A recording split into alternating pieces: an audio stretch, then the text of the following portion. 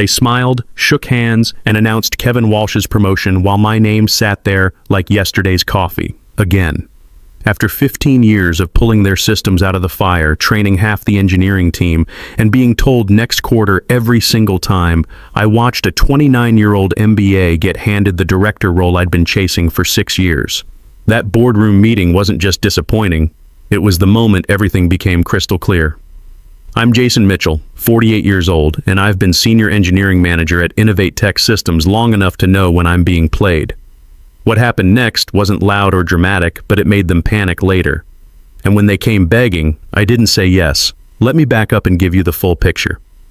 Innovate Tech is a mid-sized technology consulting firm here in Seattle, about 850 employees pulling in around $120 million annually. We handle cloud infrastructure migrations for companies that should have moved their systems years ago, but didn't want to deal with the headache. That's where I come in. Or came in anyway.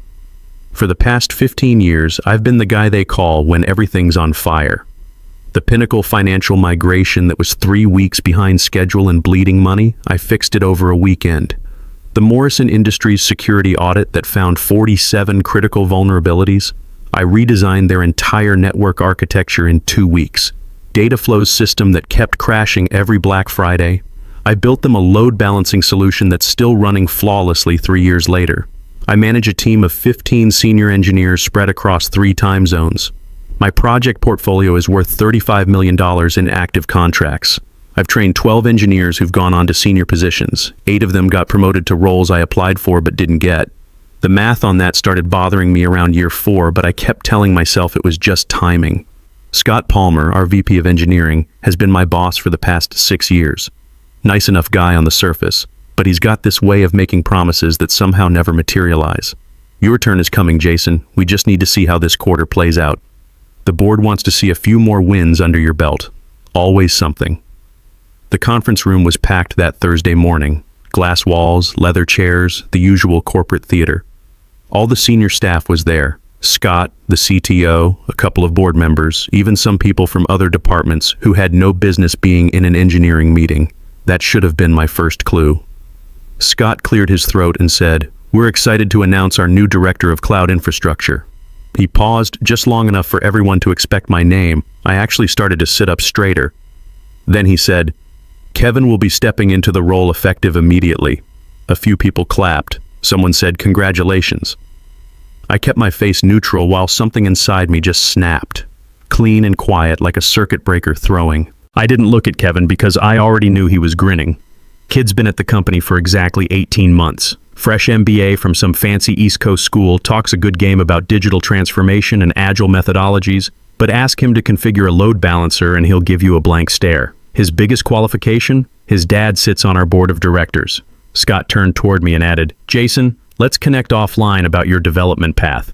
Like that made it private instead of humiliating. I said, "So that's a no again." The room went dead silent. You could hear the air conditioning humming. He replied, "It's not a no, it's about timing."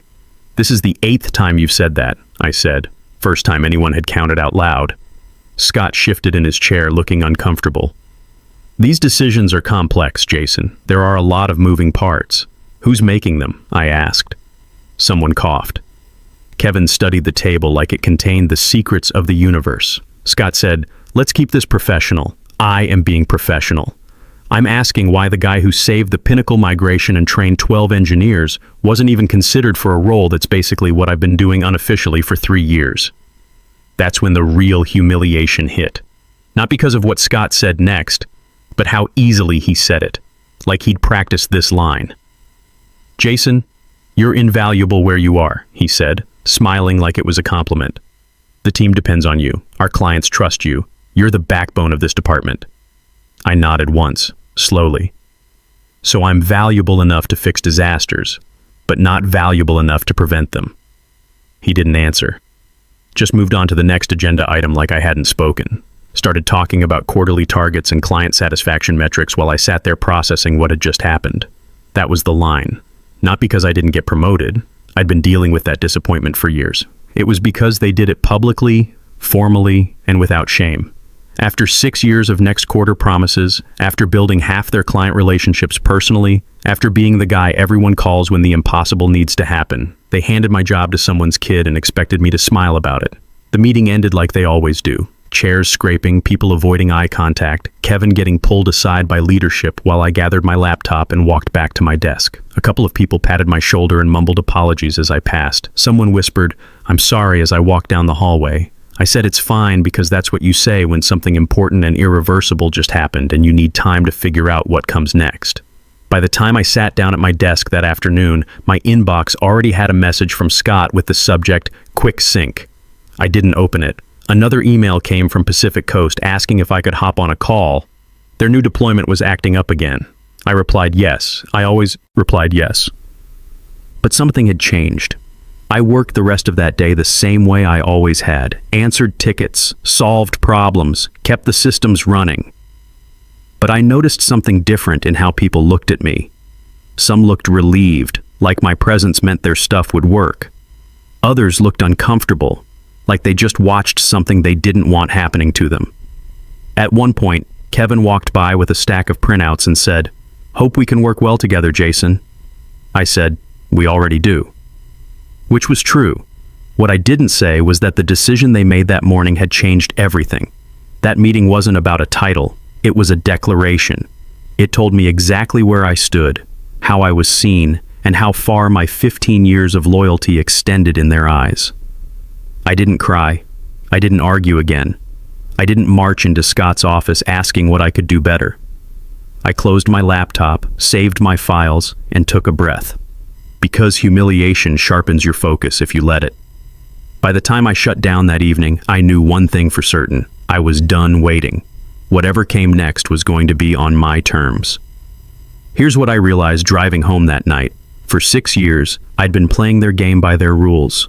Waiting for recognition that was never coming, hoping that if I just worked a little harder, stayed a little later, fixed one more crisis, they'd finally see my value. But they already saw it. They just didn't want to pay for it. Nothing about my behavior changed in a way anyone could point to.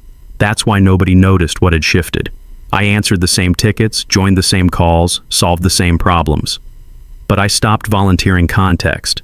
When someone asked how a fix worked, I gave them the solution, not the methodology. When leadership asked if a client issue was resolved, I said yes without adding the background that explained why it would stay resolved. I kept my tone steady and my calendar full, but I let decisions land where they belonged instead of quietly absorbing them myself. Clients kept asking for me by name and I kept showing up, but I started copying fewer people on responses and letting requests come directly instead of through channels that diluted accountability. In meetings, I spoke last or not at all. When I did speak, people listened differently. Funny how that works. The less you say, the more weight your words carry. But the real change was in how I started documenting everything. Not for revenge, I'm not that petty, for clarity.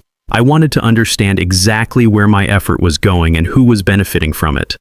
I started saving things differently, labeling files with purpose instead of convenience, tracking dependencies like weather patterns, not to control them, but to understand what happens when conditions change. I noticed how often people said the process when they meant me, how often they said we'll circle back when they meant they had no idea what to do next. I didn't correct them. I let the language do its work. Requests started stacking up faster than usual, not because I slowed down, but because I stopped smoothing edges that weren't mine to smooth. When something broke, I fixed it, documented the fix, and moved on without announcing the save. When questions came in after hours, I answered them during business hours and ended threads instead of turning them into training sessions. People adjusted. Some became more precise with their requests. Others grew frustrated without understanding why. Leadership kept holding meetings that sounded confident but felt thin. I listened without offering reinforcement. At my desk, I kept a private log of what I touched each day, not as evidence, but as a map, not of who needed me, but where the work actually flowed. I learned which approvals stalled without my input, which reports stopped making sense without my context, and which client calls ran long when I wasn't framing the problems. The Pacific Coast account was a perfect example. They'd been having intermittent connectivity issues for weeks. Every time their system hiccuped, they'd call the main support line, get transferred around for an hour, and eventually someone would escalate it to me. I'd diagnose it in 10 minutes, implement a fix, and send them a brief explanation. What I started doing was documenting exactly what happened each time. The original call time, how long it took to reach me, what the actual problem was, and how long my fix took. Then I'd note who was supposed to own that type of issue according to our org chart versus who actually solved it. The pattern was embarrassing. Kevin's team was supposed to handle level 3 infrastructure issues. In practice, they'd poke around for a few hours, generate a lot of email traffic, and then quietly ask me to take a look. I'd solve it, they'd send the client update, and everyone moved on like that was normal. None of this required confrontation, it required restraint. The hardest part was resisting the urge to protect outcomes for people who had already decided what I was worth. When misalignments appeared, I flagged them once and let them travel upward instead of quietly fixing them myself. When Kevin took credit for something I'd architected, I didn't interrupt. I just stopped being the safety net underneath his mistakes. The result wasn't chaos. It was visibility. Patterns that had been hidden by my effort began surfacing. Conversations shifted from certainty to questions. I remained professional, available, and focused, which made it hard to accuse me of checking out.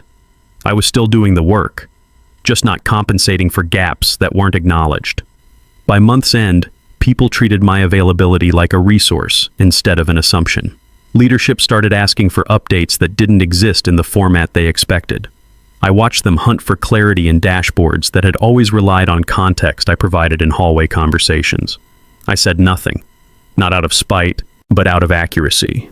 The work was getting done. It just wasn't being translated for them anymore. The first real crack appeared during our monthly client review meeting. Scott was presenting our Q4 metrics to the board, talking about our 94% client satisfaction rate and improved response times. One of the board members asked how we'd achieved those improvements. Scott started talking about process optimization and team efficiency. Then someone asked for specific examples.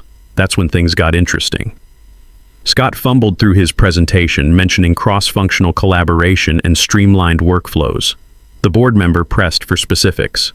Who was responsible for the data flow turnaround? How did we resolve the Morrison security issues so quickly?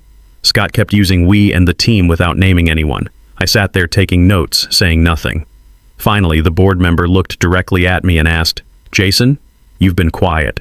What's your perspective on these improvements?" I could have saved Scott right there. Could have talked about teamwork and shared success. Instead, I said, "I'd be happy to walk through the technical details of any specific project you'd like to discuss." The room shifted. Scott's face went pale. The board member smiled and said, "Let's start with data flow." I spent the next 20 minutes methodically explaining exactly what had been broken, how I'd diagnosed it, and what I'd implemented to fix it. No ego, no drama, just facts. When I finished, another board member asked about Pinnacle, then Morrison. By the end of the meeting, it was clear to everyone in that room where the actual work was happening. Scott looked like he'd been hit by a truck. That's when I knew things were about to change fast. I didn't wake up one morning deciding to leave. I decided to prepare like leaving was inevitable. Different mindset entirely. First thing I did was stop treating my knowledge like company property and start treating it like a professional asset. I scheduled my days so critical conversations happened in real time instead of being summarized later. Fewer secondhand interpretations, more direct accountability. When Pacific Coast asked for reassurance about their Q1 rollout, I got on the call myself and addressed their concerns plainly. Then I followed up with a brief recap that confirmed decisions without explaining how we got there. That shift changed the dynamic. Clients started looping me in earlier, asking for my read before finalizing decisions, referring to me as the technical lead without anyone correcting them. I didn't encourage it, but I didn't deflect it either. Internally, I started noting which commitments assumed my involvement even when my name wasn't attached. It became obvious quickly that certain timelines banked on my intervention. I also set firmer boundaries around availability, still reasonable, but declining last-minute requests unless they involved revenue or client risk. That forced priorities to reveal themselves. Leadership meetings grew more frantic as Q4 progressed.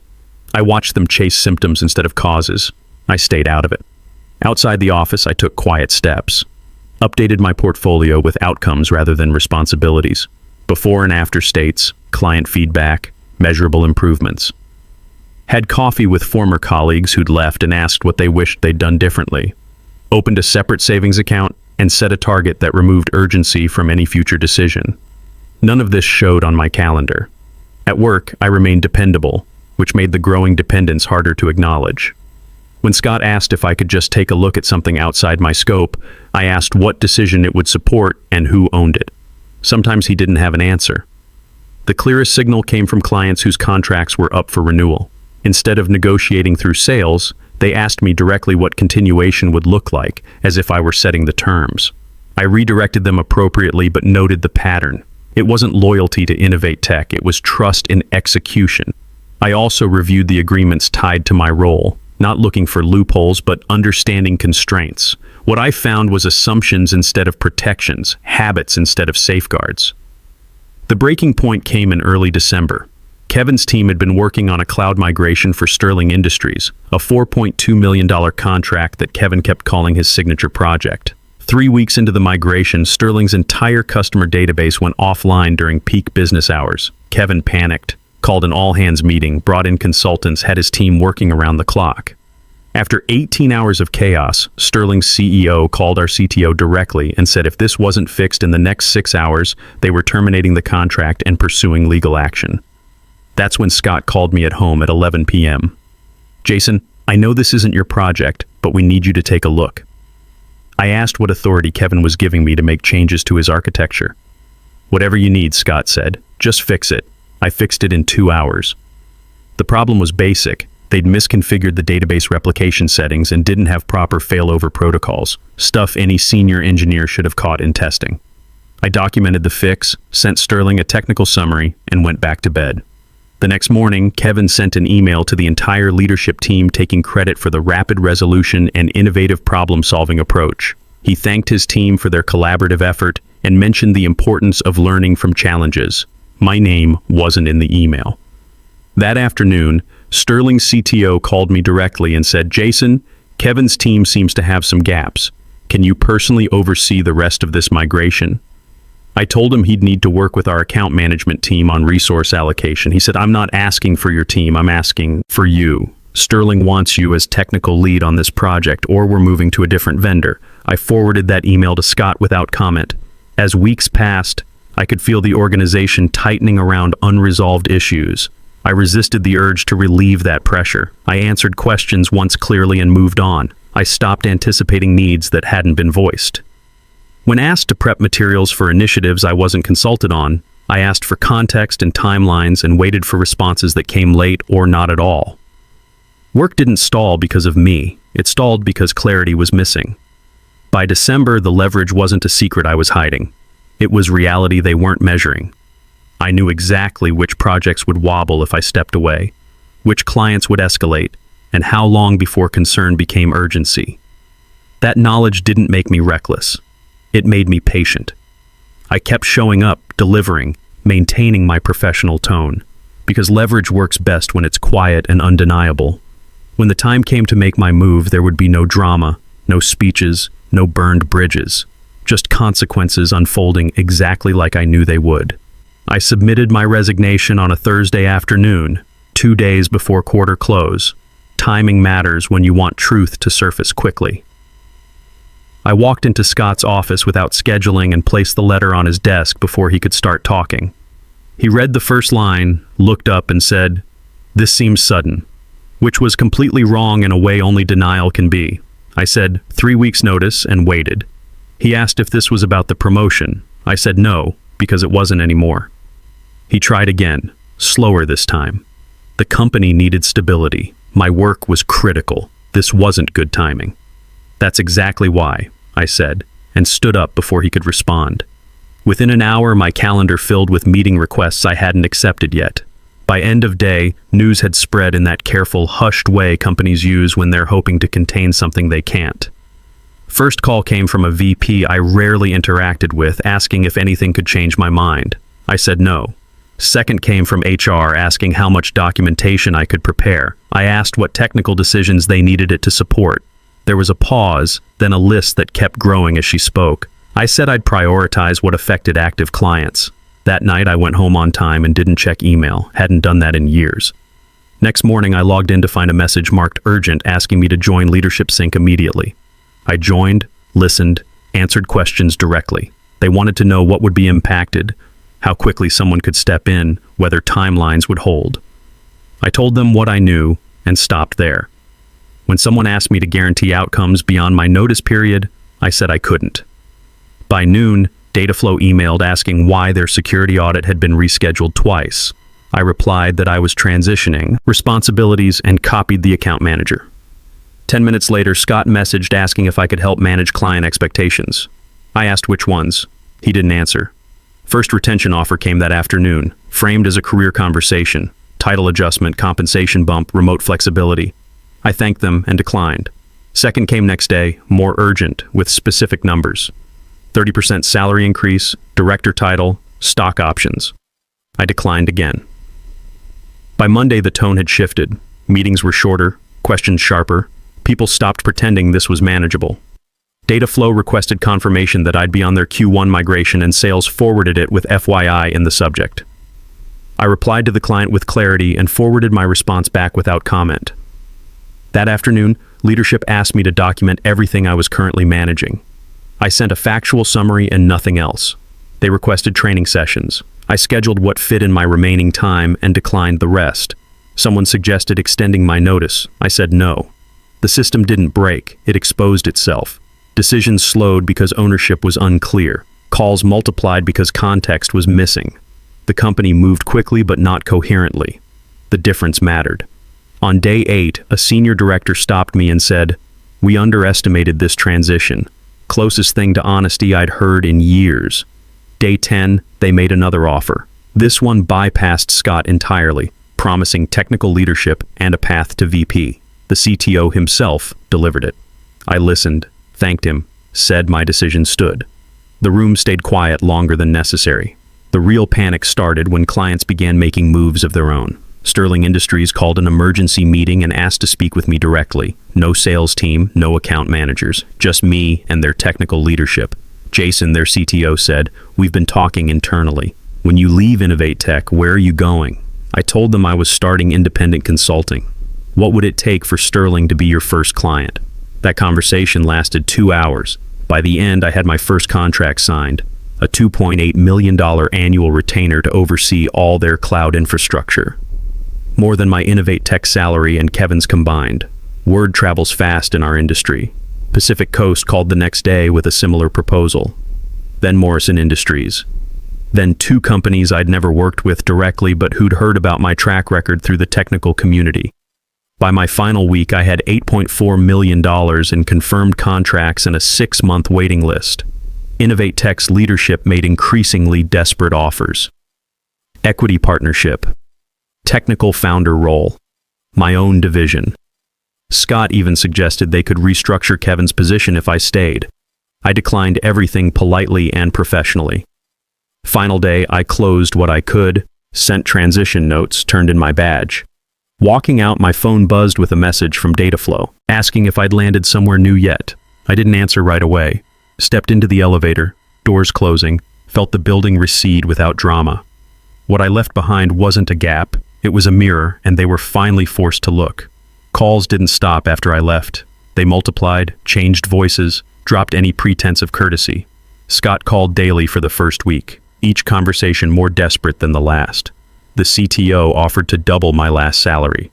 The CEO personally flew to my house with a contract that would have made me the highest paid employee in company history.